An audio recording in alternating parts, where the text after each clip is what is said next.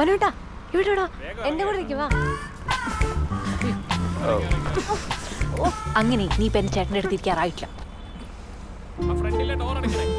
നിനക്കൊരു സ്ഥലമൊന്നും കിട്ടിയില്ല. എനിക്ക് തോന്നെടുത്തിരിക്കും. മനുച്ചേട്ടോ പുറകിൽ സീറ്റ് ഉണ്ട്, ഇരിക്കാം. എടോ താൻ എന്നെക്കാളും മൂത്തല്ലേ, താൻ എന്തിനാണ് മനുഷ്യട്ടാന്ന് വിളിക്കുന്നത്? അല്ല മനുച്ചേട്ടാ, നമ്മൾ ബഹുമാനിക്കേണ്ടവരെ എപ്പോഴായാലും ബഹുമാനിച്ചല്ല പറ്റൂ. മനുച്ചേട്ടൻ ഇരിക്കുക.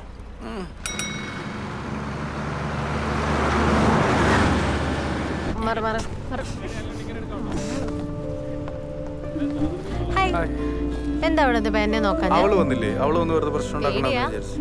പിന്നെ പൊടി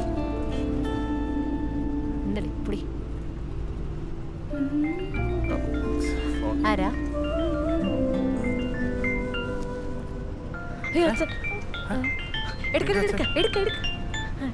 ആ പ്രസിഡന്റ് വരാം. ഓ വരാം. ശരി ശരി.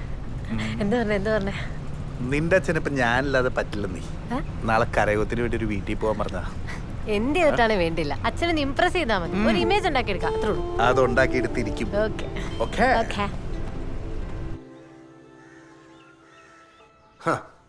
നേരത്തെ തന്നെ നിങ്ങളൊന്ന് ശ്രദ്ധിക്കണമായിരുന്നു. വല്ല നാട്ടിലും പോയി കഴിഞ്ഞാൽ കണ്ട ജാതികളുടെ പോകുന്നതല്ല ഇപ്പോഴത്തെ ഒരു ഫാഷൻ. എന്റെ മോളെ അതുകൊണ്ടല്ലേ ഞാൻ നമ്മുടെ നാട്ടിൽ തന്നെ പഠിപ്പിക്കുന്നത്. അതാകുമ്പോ നമ്മുടെ ഒരു കണ്ണ് എപ്പോഴും. നമ്മുടെ ഒരു ചെക്കൻ പോയി വേറൊരു ജാതിയിൽപ്പെട്ട പെണ്ണെ വിളിച്ചോണ്ട് തരുന്നെങ്കിൽ പിന്നെ പോട്ടെന്ന് വെച്ചാൽ നമ്മുടെ പെണ്ണെ അങ്ങോട്ട് കൊടുത്താല് അടുത്ത തലമുറ കൂടെ അവരുടെ കൂട്ടത്തിലാവില്ലേ? വെറുതെ ആണോ നമ്മുടെ സമുദായത്തിൽ അങ്ങനൊക്കെ കുറയുന്നത്? അതെ, നമ്മുടെ സമുദായത്തിൽ നിന്ന് മാറി ഒരു പെങ്കൊച്ചിനെ കെട്ടിച്ചു വിട്ടാ 10 തലമുറ കഴിഞ്ഞാലും നാറ്റം മാറത്തില്ല, ഓർത്തോണം. ഞാൻ എന്തോ ചെയ്യാനാ കുറിപ്പേട്ട, അവള് വാശിയില്ല. ആ ചെറുക്കന്റെ വീട്ടുകാർ ഇവിടെ വന്നിരുന്നു, അവർക്ക് സമ്മത. കല്യാണം നടത്തി കൊടുക്കുമെന്നാ അവര് ചോദിക്കുന്നത്. പിന്നെ അവരുടെ രീതിയിൽ നടത്തേണ്ടി വരും. നടക്കില്ല. അങ്ങനെ സകല മത സൗഹാർദ്ദ സമ്മേളന വേദി ഉണ്ടാക്കാൻ ഞങ്ങൾ സമ്മതിക്കില്ല.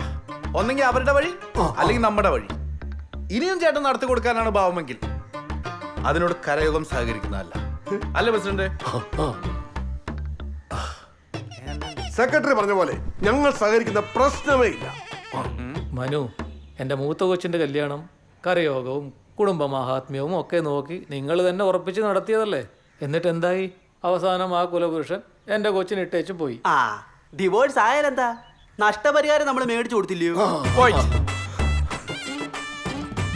കല്യാണം കഴിഞ്ഞാൽ അവർ ബാംഗ്ലൂർക്ക് പോകും. ഓഹോ, എല്ലാം ഉറപ്പിച്ചിട്ടാണല്ലോ ഞങ്ങളെ വിളിച്ചു വരുത്തിയത്. പ്രസിഡന്റേ, ഇറങ്ങാം. അപ്പൊ ശരി.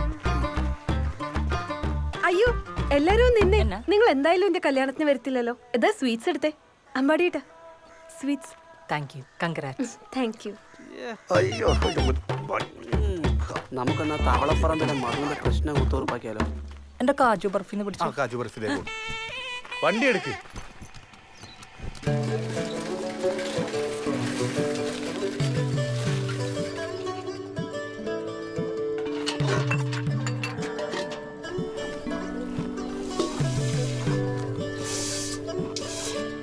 എന്റെ ഈ 2 എണ്ണം തന്നെ അധികമാ.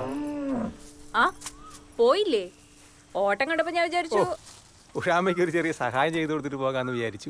അവര് കാണുന്നതിന് മുമ്പ് വേഗം ആട്ടാനതാ. അമ്മയ്ക്ക് എന്തിന്റെ കേടാ? ഇതെന്തിന് മുറ്റത്ത് കയറി മുള നടന്നേ? ഡി, ആ രാജീവൻ കെട്ടിക്കൊണ്ടുവന്ന പെണ്ണിന്റെ നാളെ ആയില്ല. ഇതോടെ നാളെ ഞാൻ ചോദിച്ചപ്പോ അവള് പറയുവാ മരുമോള് തൃക്കേട്ടയാണെന്ന്. അതിന് ആ പെണ്ണിന്റെ നാളെ ഏതായാലും അമ്മയ്ക്ക് എന്താ? നിനക്ക് അങ്ങനെ പറയാം. ആയില്ലകാരി രാവിലെ എണീറ്റ് കൊണ്ട് നോക്കിയാലേ കുടുംബം മുടിഞ്ഞു പോകും. ദൃഷ്ടിദോഷം.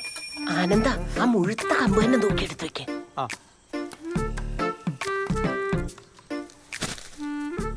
ഇച്ചയ്ക്ക് ഞാൻ ആയില്ലെങ്കിൽ ഉള്ളിയുടെ തൈ കൊണ്ട് തരാന്ന് പറഞ്ഞല്ലായിരുന്നോ?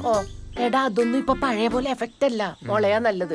ദേ ഇതിങ്ങനെ മുഴുവനും കാട് പോലെ പിടിച്ചിട്ടേ ആയില്ല ദൃഷ്ടി അങ്ങ് മാറിക്കോളും. ആ വേഗാട്ടെ. കൊച്ചേട്ടാ എന്തായാലും പോയില്ലല്ലോ, ബാ നമുക്കത് ക്ലീൻ ചെയ്ത്. കൊച്ചേട്ടാ, എന്താ രാവിലെ? ഒന്നുമില്ല ഗീതേ, ഇവള് ചുമ്മാ രാവിലെ ആനന്ദനുമായിട്ട് വെറുതെ അങ്ങ് വഴക്കാതെ. അതാന്നോ? എന്നാ ശരി, ഞാൻ അങ്ങോട്ട് പോട്ടെ. രാവിലെ പണിയൊന്നും തുടങ്ങിയില്ല.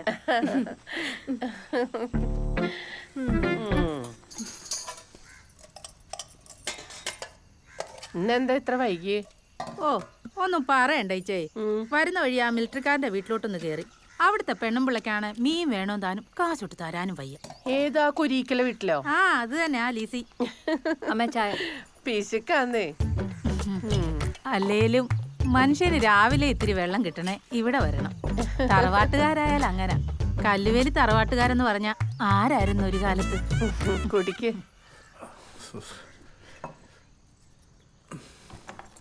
ചോറ്.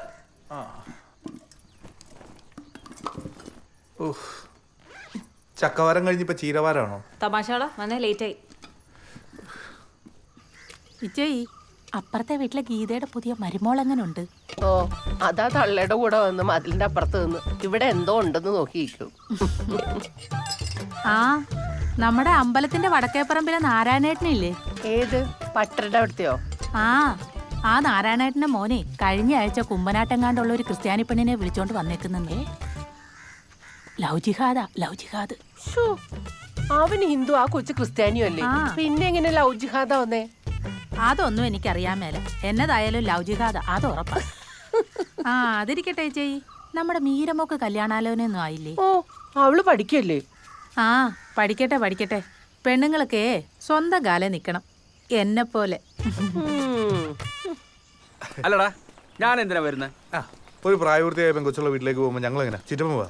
എന്തുവാ എന്റെ പൊന്നു ചേട്ടാ, നമ്മളൊരു വീട്ടിലോട്ട് കയറി ചെല്ലുമ്പോ പ്രായമായ കാരണന്മാര് വല്ലതും വേണ്ടേ? അതിനാണോ? എടാ, പിന്നെ ആ ജഗദമ്പിള്ളയുടെ വീട്ടിലേക്ക് എന്നെ വിളിച്ചേക്കരുത് കേട്ടോ. പ്രസിഡന്റ്, അയ്യപ്പൻ വിളക്കിനുള്ള പിണ്ടി എടുക്കാൻ വന്നതാ. തെങ്ങും പൂക്കലയും കുരുത്തോലയും വേണം. ആ, രണ്ടുപേര് പുറകിലോട്ട് ചെല്ല്. വേണ്ടതൊന്ന് ചയ്യത്തിന് നിങ്ങൾ പുറകിലേക്കല്ലേ? ശരി മനസ്സേട്ടാ.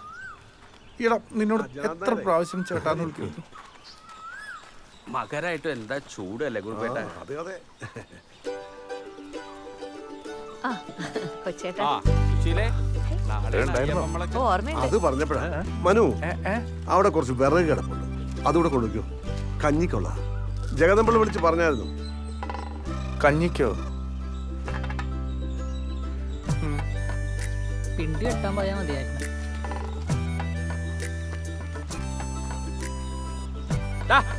ചാടി നിൽക്കണം.